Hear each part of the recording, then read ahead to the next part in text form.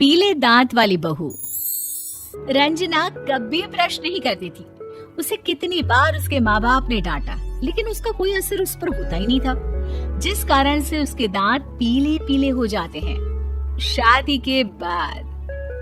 अरे बहू, वैसे तो तुझ में कोई कमी नहीं है, पर तेरे दांत इतने पीले कैसे हैं बेटा? कैसे मतलब? कोई सर्जरी थोड़ी ना कराइए। वो तो क्या नाम, मैं ब्रश नहीं करती थी तो पीले हो गए। क्या करूं? आप कहें तो लाल करवा लूं या फिर काले? यार ये क्या है, क्यों माँ से लड़ रही हो? लड़ रही हूँ? अरे मैं लड़ रही हूँ या ये बोल रही है कि दांत पीले हैं, पीले। अरे तपस्या थोड़ी ना की है इन्हें पीले करने के लिए। बकायदा ब्रश नहीं किया है 20 साल तक, तब जाकर। छी, कैसी बात कर रही हो? ये उस वक्त तो पीले नहीं थे जब हम लोग तुम्हें देखने आए थे। अरे तब साफ करवा लिया होगा डेंटिस्ट के पास जाकर। अब देखो कैसे पीले पीले लग रहे हैं। रंजना सास की तरफ गुस्से से देखती है। फिर शुरू हो गई पीले पीले पीले। अरे पीले तो तभी थे जब मेरे हाथ का रसगुल्ला उड़ा उड़ा कर खा रही थी और बोल रही थी, लड़की नहीं गुणों का खजाना दे रहे भाई साहब आप। खैर, अब वो लोग करते भी तो क्या करते, पीले दांत वाली बहू पल्ले पड़ी थी तो झेलना तो था ही। एक दिन कीर्तन में रंजना गाना गा रही थी। अरे कमला बहन, माँ का द्वार है, यहाँ तो सब शुद्ध होकर आते हैं, फिर अपनी बहू को ब्रश भी नहीं करवाती तुम। दूर से पीले पीले दांत भक्ति में बाधा उत्पन्न कर रहे हैं। अरे कोई 2 साल के बच्ची थोड़ी ना लेकर आई हूँ मैं बहू बनाकर। अच्छी खासी लड़की है, अरे कैसे करवाऊं ब्रश? ये तो उसे खुद करना चाहिए ना। अब माँ बाप तो इसके जैसे तैसे निपटा दिए, ये नहीं सोचा कि सास कैसे संभालेगी। सास बहू को लेकर घर आ जाती है, लेकिन सोच लेती है कि अब इसे लेकर कहीं नहीं जाएगी। अगले रोज बहू कहती है, अरे क्या हो गया, मंदिर नहीं जाना क्या? कीर्तन का वक्त हो रहा है। मेरी मधुर वाणी से कान्हा जी जागते हैं और सोते हैं। आप तो जानती है ना उनकी भक्ति में कितना मन लगता है मेरा। वो क्या है ना, तबीयत ठीक नहीं लग रही है मेरी, आराम करूंगी मैं। तबीयत ठीक नहीं लग रही? अभी तो मिथुन के गाने पर नाच रही थी आप, और अब बोल रही है कि तबीयत ठीक नहीं लग रही। अरे भक्ति में मन लगा लो सासू माँ, ऊपर जाना है, क्या मुंह दिखाओगी आप? हाँ? सास को बहू की बात पर गुस्सा आ जाता है। मैं क्या मुंह दिखाऊंगी, इसकी चिंता तो ना कर, समझी? अपने मुंह की चिंता कर, जो ये पीले पीले दांत लेकर हर जगह पहुंच जाती है। पता है लोग कितना मजाक बनाते हैं। ना जी ना, मैं नहीं जाना कहीं तेरे साथ। तो ये बात है, कोई ना, मत जाओ, मैं अपने कमरे में ही बैठकर भक्ति कर लूंगी। ऊपर वाला दांत थोड़ी ना देखता है, मन देखता है, भावना देखता है। और अरे बस बस, तू सब कुछ दिखा, बस ये सफेद चमकदार दांत ना दिखाना किसी को, है? जा यहाँ से।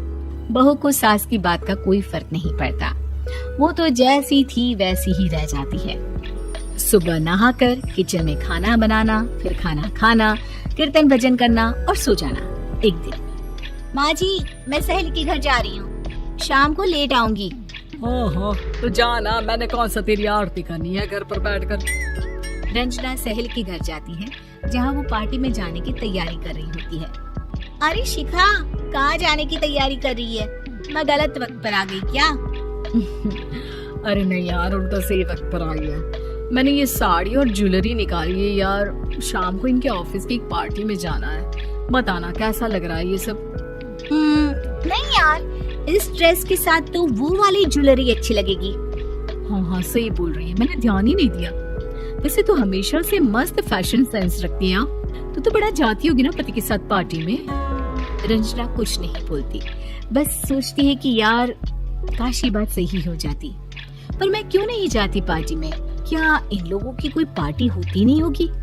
रंजना घर आती है और रात में पति से सवाल करती है, एक बात बताइए, आप मुझे किसी पार्टी में क्यों नहीं ले जाते? क्या आपके यहाँ ऑफिस में पार्टी नहीं होती? पति बेचारा क्या कहता कि दांत पीले हैं तुम्हारे इसलिए। अरे कोई पार्टी होती नहीं हम लोगों के ऑफिस में, तो कहाँ से लेकर जाऊं? और मार्केट, मॉल, कहीं वीकेंड घूमना, कहीं तो। अरे यार, सारे हफ्ते में एक छुट्टी मिलती है, तो सोचता हूँ कि आराम ही कर लूं। क्यों? रंजना मन मार के रह जाती है। पहले कभी सास के साथ मंदिर जाया करती थी, लेकिन वो भी सास ने ले जाना बंद कर दिया। घर बैठी बैठी रंजना बोर हो जाती है। तभी उसे आइडिया आता है और वो मायके जाने का सोचती है। सासू माँ, 2 दिनों के लिए मम्मी के घर जा रही हूँ। अच्छा अच्छा ठीक है, आराम से जा। और हाँ, माँ से कुछ अच्छी आदत सीख कर आना कि कैसे शरीर के हर भाग की तरह दांतों की सफाई भी जरूरी होती है, समझी? शुरू हो गई ना आप? वो लोग आपकी तरह नहीं है कि छोटी छोटी बात का बतंगड़ बना दे। उन लोगों के लिए मैं मायने रखती हूँ, ना कि मेरे पीले पीले दांत। रंजना माँ को बिना बताए उन लोगों को सरप्राइज देती है, लेकिन जैसे ही वो दरवाजे पर पहुँचती है, अंदर देखती है कि घर वाले कहीं जा रहे होते हैं। अब माँ, काश रंजना दीदी के दांतों वाली प्रॉब्लम नहीं होती तो वो भी हम लोगों के साथ चलती ना बुआ जी की बेटी की शादी में। हाँ बेटा, लेकिन अब उसे कौन समझाए कि उसको उसके पीले दांत नहीं दिखते, लेकिन उसके आसपास के लोगों को कितना एम्बैरेसिंग फील कराते हैं। मुझे तो कितनी बार उसके स्कूल की टीचर ने शिकायत की कि उसके साथ कोई लड़की बैठना भी नहीं चाहती, और ना ही कॉलेज में कोई उससे बात करना चाहता था। लेकिन पता नहीं क्यों उसे ये बात समझ में ही नहीं आती। कोई कमी नहीं है उस लड़की में, बस यही कि दांत पीले हैं। वो तो भला हो जीजा जी और उनकी माँ का, जो दीदी को जैसी है वैसे ही रखा हुआ है। रंजना को अपने घर वालों की बात सुनकर बहुत दुख होता है। वो सोचती है कि वो क्या करे, लेकिन फिर वो सीधा डेंटिस्ट के पास जाती है, अपने दांत चमकाती है और कसम खाती है कि वो रोज ब्रश करेगी। और क्या हो गया, तुम तो 2 दिनों के लिए गई थी ना, पर कोई ना, अच्छा है चलो आ गई तो। रंजना सास के सामने आकर खड़ी हो जाती है और पूरी स्माइल करती है, उसके चमकदार दांतों को दिखाती हुई।